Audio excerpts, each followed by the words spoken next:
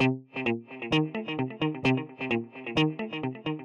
I'm available to start at right tackle. You can't see when I have clothes on. All right. Well, there's not an even playing field. There's never been an even playing field. There never will be an even playing field. What shampoo do you use on your hair? You don't need to be Superman to play in this offense. You're listening to The Red Zone. Welcome, Badgers fans, to another episode of The Red Zone. We are going to talk with Badgers center Tyler Biadasz later in the podcast, but first we're going to do a little something different this week. We're going to bring on my good friend Brendan Kingsford, who is a huge BYU fan, graduate of BYU. He knows everything about the Cougars. So we're going to talk to him a little bit about, this BYU team. How you doing, Brendan? Doing good. Looking forward to this weekend. First, I got to ask you if you've gotten over not getting Jamal Williams in our fantasy draft yet. No, I'll never be over it. Yeah, I feel like should have taken him first round. I feel like when he got picked, you tried to play it cool, like you hadn't been planning on taking him the entire time. But I know you were devastated. I was crying.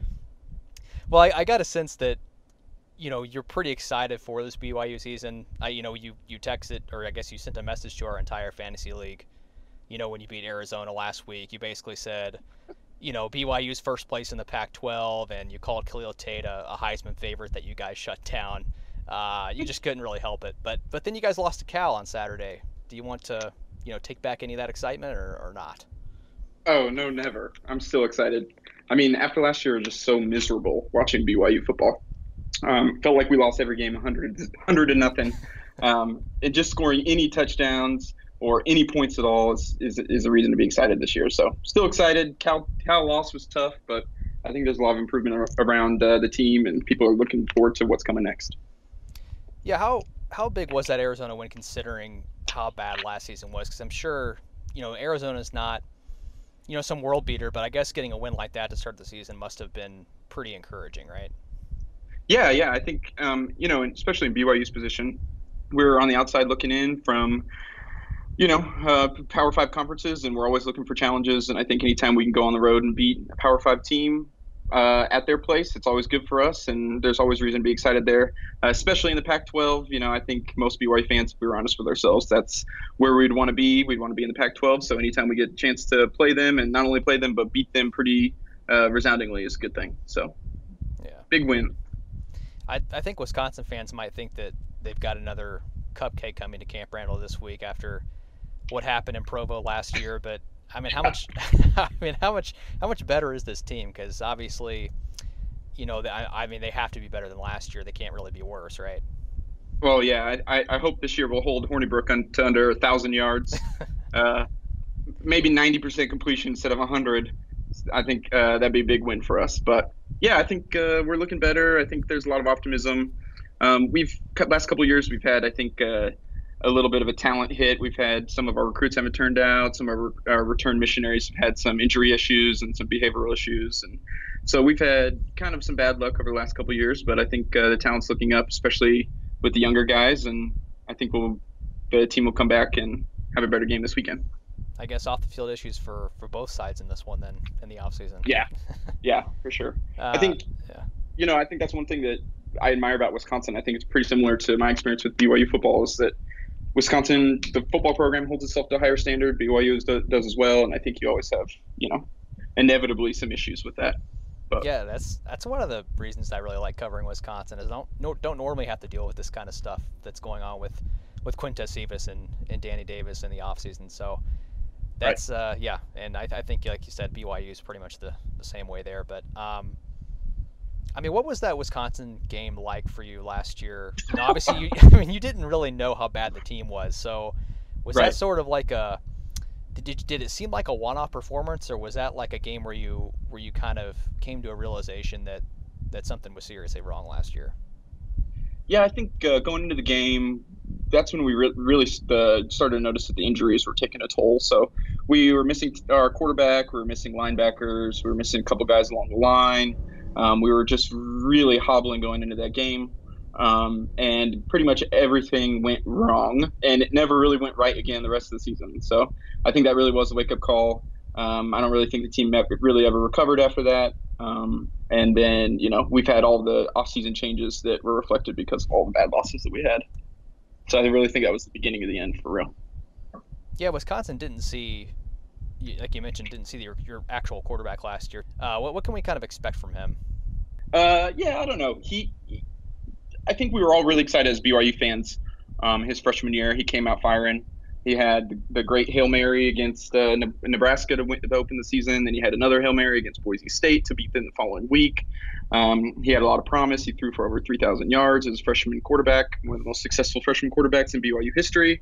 So I think we were really expecting a lot from him going on. But, he hasn't really realized that potential yet. I haven't really seen much progress from him over the last couple of years. It's a little disappointing, but, maybe he can put some things together and, hope springs eternal. So hopefully he'll be able to put some things together and bring a better performance this weekend. Yeah, because I remember a couple years ago you being pretty excited for him, if I remember correctly. Yeah, he was a big recruit for us, 4-star recruit. He, this gives you perspective how long he's been around. He tied Jameis Winston for the top performer in the Elite 11 quarterback camp when they were seniors in high school. And so he came out. He went on a mission. He was gone for a couple of years. We were expecting him. We were really looking forward to big things from him. And he's had some really bad injury luck. He's had some coaching changes, some instability there. He had, Taysom Hill was our previous quarterback. He had an injury, and then he came back for his redshirt, I guess, senior season at that point. So things have been kind of tough for Tanner. I remember you jokingly sending me a Hornibrook for Heisman text after last year's game, and he was awesome in that game. But I also kind of feel like he had all day to throw too. I mean, it was probably the best game of his career, honestly. But BYU wasn't getting anywhere near him. He was. Yeah. I mean, are we going to see a better pass rush on Saturday, or at least a better overall defense? Oh, I hope so. That was the most miserable experience I've ever had. Just watching him. It was like we probably would have been better with just passing dummy or tackling dummies out there. That was the best performance I've ever seen from a quarterback in person. That was incredible. I have to assume he's the best quarterback on the planet after what I've seen from him. Hopefully he's not as good this weekend, but yeah, I think we've got some more experience on the line. I think the defense is changed up scheme a little bit. There's Kalani Sitake, our head coach. He's given more of his attention to the defense. So I think we'll probably put up a better fight this weekend. Hopefully. I can't get much worse. Yeah, I mean, what's the confidence level right now for BYU fans heading into this game? Because obviously, after last year's game, you'd have to hope for at least a little bit better performance. But what are you confident that you can put up a good fight here? Sure. I mean, Wisconsin's a great team. Great, amazing. I think Wisconsin fans are probably a little bit disappointed after the first couple of weeks. They probably want to beat people 77-0. But I think they've looked great, and I think that Wisconsin realistically win the game pretty easily. But hopefully, I hope to come in, score some points, hold the quarterback down for under 100% completion percentage, under 1,000 yards would be great. But yeah, I just want to see progress. Really, I think that's what we're expecting. Put up a good fight for a couple quarters, and see what we can do. So you're keeping your expectations very low. Yeah. Yeah. I think the goals this season is just improvement. Get bowl eligible, put up a fight with all the big boys that we're playing, beat Utah at the end of the season, and then go into next season with some improvement. Yeah, it is a little interesting. The line, I think, is 21.5 the last I saw. And this Wisconsin team is, like, they have kind of started slow these last two games, but I feel like they've still turned 2 slow starts into 31-point wins. So I kind of am interested to see them against a team like BYU that, maybe isn't the quality they'll see at some of their later games in the season. But I feel like BYU will be surely will be a tougher test than New Mexico or Western Kentucky, I would think. So I'm kind of curious to see what happens here. Yeah, I think especially on the front lines, right? And BYU, like I said, because of the talent problems we've had over the last couple of years, I think the depth isn't quite there. So I expect the first couple of quarters, put up a good fight, see what we can do. Then once we start to eat into that depth there, I think Wisconsin will really start to roll. But we'll see. You mentioned BYU going independent was always really interesting to me. Just because, do you guys, I guess from your perspective as a fan, you said you guys measure yourself against the Pac-12 a lot, but do you think that you'll ever get into a major conference. I mean, we've talked a little bit about this before about why you're not probably going to get in the Pac-12, but do you think that's ever going to happen for BYU?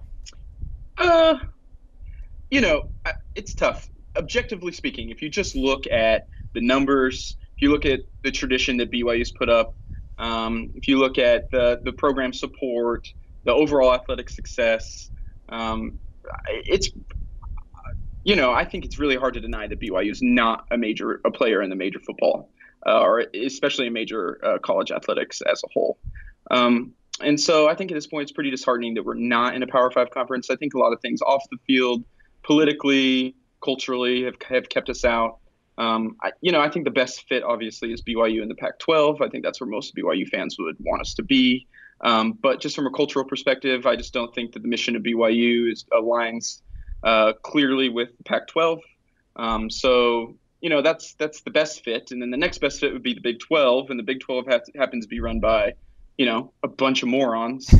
And we've had a lot of issues, pretty publicly over the last couple of years with their whole expansion fiasco. But I think where we're at right now is we're waiting for the next media deals to come up, and our AD is keeping his ear to the ground. He's looking for opportunities. I know that we have a lot of great relationships with some great schools. We have a lot of great football series coming up over the next couple of years with some power programs. So hopefully we can be able to build those relationships, show well on the field, and hopefully, if something opens up middle of next decade to 2024, 2023, maybe the opportunity will be there. Yeah, I mean, I wouldn't mind them joining the Big Ten, honestly. I mean, I enjoyed my trip to Provo last year. It's a great place. Yeah, I mean, if the Big Ten wants to get presence in the West, I think BYU is a great ad for TV presence, as well as, I think that the mission kind of aligns with a lot of the schools in the Big Ten with their academic prowess and their focus on things off the field as well. So I think it could be a good fit. Do you like being independent, though? I mean, you guys get sort of that scheduling flexibility where you can kind of play all these different teams every year, but you never really have, a rivalry or a conference championship you're shooting for every year. Is it? I mean, how different is it? I mean, which one do you prefer? I guess is it versus the Mountain West being versus being independent. Yeah. I mean, I think independence is much, much better than the Mountain West. BYU was in the WAC for many, many years. It's where they were during our glory years in the 70s, 80s, early 90s. We won a national championship when we were in the WAC. We basically won the conference every year. We had some good rivalries, some great schools out here in the Mountain West, but I think that BYU really reached its ceiling when it was in the WAC as well as in the Mountain West. And, with Utah and TCU leaving to join the power conferences, I think BYU really just needed to make a move and make its own way. And independence has been really good. I think that there's lots of positives. We get to watch lots of great football games. We get to watch lots of great, build these relationships with great schools and with great fan bases. It was really cool to meet a bunch of Wisconsin fans at LaVelle Edwards Stadium last year. We get, 6 to 8 Power 5 conferences or Power 5 schools scheduled each year going forward. So we're building really great schedules. The success hasn't really been there, but there's hope and some positive things are happening going forward. So yeah, I think the independence has been a lot better than the Mountain West or really any other option out there in the Group of 5. Obviously, it's not nearly as desirable as the Power 5 conference would be, but we make do with what we got. Do you have a score prediction for Saturday? Ooh, that's a good one. I hope to hold Wisconsin under 35 points. I'm going 28-10, Wisconsin. All right, so you're picking the BYU cover then. Mm-hmm. All right. Oh, yeah.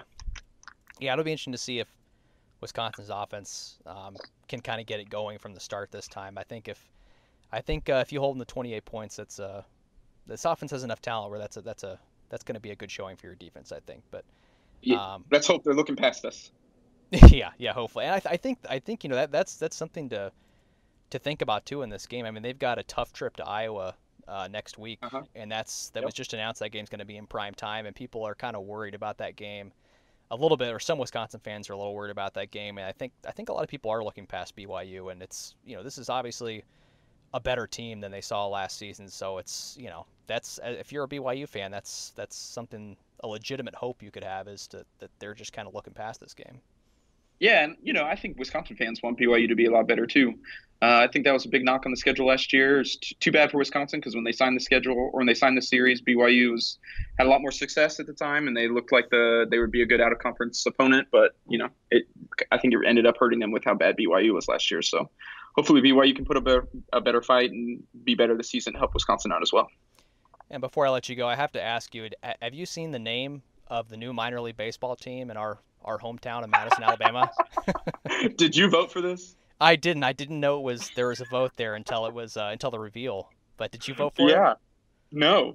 My parents told me about it the day after as well. I can't believe it. Yeah. So for those who don't know, this kind of went viral, but they're called the Rocket City Trash Pandas. And what was funny is that it seemed like most people didn't even know what a trash panda was. So, and by the way, it's a raccoon. Yeah, it's a raccoon for people who don't know. And I had no idea. And so people thought there was all this backlash, why are you putting trash in your name? And then some of the Madison people were really upset that it was Rocket City Trash Pandas instead of Madison Trash Pandas, and so that was a big ordeal. Me and my wife had really a lot of fun looking at some of the Twitter and Facebook responses. But it won with overwhelming support. Over 70% or something voted for that name. Oh, I mean, yeah, I don't know how you don't vote for that. It's a great name. Yeah, well, proud to be part of the Angels organization. Over under $100 worth of apparel, of Rocket City Trash Panda apparel that you're going to buy. Oh, I'm going to buy it for everyone I know. All my family, all my friends. Expect a present this Christmas. All right. Well, thanks for joining me, Brendan. All right. Thank you. How do you feel the season's gone so far for you? First two games, you guys had some slow offensive starts, but it seems like you guys picked it up in both games. I think the first game, I don't think we came out slow. I think we just need a better job of reacting to maybe the flow of their defense. But I think the first game, I didn't feel like a lot of people are saying we come off slow. I didn't think we came off slow. I think we just had a little mishaps in the red zone. Because honestly, we went for 60-plus yards our first drive and kicked the field goal. Then the second drive we went for 80-plus yards and we fumbled. So I think I wouldn't call that slow. I'll call that, making a mental mistake in the red zone. But I think, the season's gone well. I think we've put in. I think the first game we had a lot of passing yards, but I think that's there. Obviously, you can see how the game went last week. We're running the ball a lot because that was our advantage, and that's what we're going to do. Because I think we have a really good dual threat with JT in the backfield and all our backs, honestly, and all of our wide receivers, and we have a really good quarterback. I think so. I think the season's gone pretty well so far. I think we can improve. We're prepping to improve every week. So I think that was the big message throughout our whole team. I think we have the opportunity to improve every week. So I think making that little margin can create a huge bit of difference. Coming into the season, those outside the program looked at your line and saw the All-Americans and you, but they weren't really sure what we weren't sure what you were going to get out of your left tackle position. And I feel like Cole has played extremely well these first couple games. Yeah. What have you kind of seen from him, and has his play even surprised you a little bit? No, I think honestly, when they say practice how you play, I think he's done that. I think he's practiced to a point where we feel really confident with him. I don't think we had any doubts with him or John, but I think both of them, they've done exceptionally well. And when Cole had to fill in for John last week, I think he did a really good job. Like you said, I think he's done what he's done in practice. So I think we're not surprised, but obviously it's his first start. So I think a lot of people are surprised because they haven't seen him yet. But we see him every day. Yeah. So I think for me it's not a surprise. I think he's done a hell of a job so far, and I think he'd be really good for us. You guys moved Dieter out to left tackle last year. What's changed for Cole from last year to this year, where maybe he's more ready than he was last year when you guys decided to move Dieter out there? Well, last year we had the same kind of situation where Deason wasn't feeling the best, but he was ready last year, I think, too. But it was the depth that got him back because Erdman went in for the guard position last year, and Dieter just stayed at left tackle. But I think he was ready last year too. But obviously this year, I don't know. I mean, I thought he was ready last year, to be honest with you. I think more the knowledge standpoint where like you can your reaction time is better. So when we're up front calling all the plays, like it's like it happens now. Like it happens like as instinct where like, you know, my first year to this year, it's, you know, you just feel more comfortable. I would say I think he's ready last year, but I think he's more comfortable this year. And yeah, he's doing really good. Yeah, from some of the other people I've talked to about Cole, they've kind of said like he's always had it physically, and he's kind of gone up a level in the mental aspect of the game. Is that kind of what you see, basically? Yeah, that's what I'm saying. Like I think he was ready last year. Yeah, physical attributes, but I think like mentally comfortability of like the talking, the knowledge, and speaking the knowledge and seeing it. I think that's where he's grown a lot. Yeah. With the other three guys on the line beside you having to make decisions on the NFL last year. I know it's really early for you, but have you kind of started to think about that at all? Like eventually I might have a decision like that to make, or because I know a lot of when you look ahead of a lot of the scouts, do like what you can do, like your athleticism at the position. So have you thought about that at all? I just think nothing would happen until after the season. So I think realistically, it's like, why would I make that decision now? So that's sure. How I'm taking it, and like that wouldn't be a decision for now. How excited were you when, David, Michael, and Bo all decided to return to know that you're going to have all those guys back surrounding you and you guys can really do something special as a line this year? I was excited. I was definitely excited for them to come back, but I mean, either way, what would happen? Like that's their life. Like I never ever said like please come back. Like I never like truly begged them to come back, but I encouraged them to say we can do something really special. And I think that's we all want. Like I think that's why they came back. Maybe some of their grading or whatever. I don't know why they came back, but I think deep down I think that we truly had something special to come back for. And that's a big decision for them. So I think when they said they're coming back, I was really excited, and it probably looked like I really wanted them to come back. Cause I deep down I did, but I'm not gonna tell them what they can't do with their life because that's their life. So I think it really drives us because we have a lot of depth this year too, with Micah and Urban and Russ and John and Cole at the left tackle position. So I think we have an exceptional group, and having them back is huge for experience-wise and how good they are. I mean, they're all Americans, so it's great to have back. Yeah, in the offseason, a lot of people were touting you guys as possibly one of the best lines in school history, and you had the Sports Illustrated cover. How do you feel like you guys kind of handled that kind of attention that you're probably not really that used to? I've had that question asked me before, and I'll stick with the answer. I think, that's in the summer of 18. It's over. Summer workouts, summer publicity. It was fun. I enjoyed it. It was really funny. It was awesome to see the O-line on the front cover. You don't see that very often. But it's over, and truly, it motivated all of us to work even harder. So I think it made a point where we're gonna prove it. We're gonna prove to the world who we are, and I think that was huge for us individually. All right, thanks, Tyler. Sure. Have a good day. That's going to do it for this week. A big thanks to Brendan and Tyler for coming on the podcast. If you haven't yet, subscribe to the Red Zone on iTunes or Google Play. And you can follow me on Twitter at Jason_Galloway. And hey, if you have a Badgers question, just tweet it to me. And we do a mailbag podcast, if you don't know, every Friday during the season. So if you tweet me a question before Friday, we can get that answer on the next Red Zone podcast. And of course, keep visiting madison.com for all of your Badgers football coverage. Thanks for listening.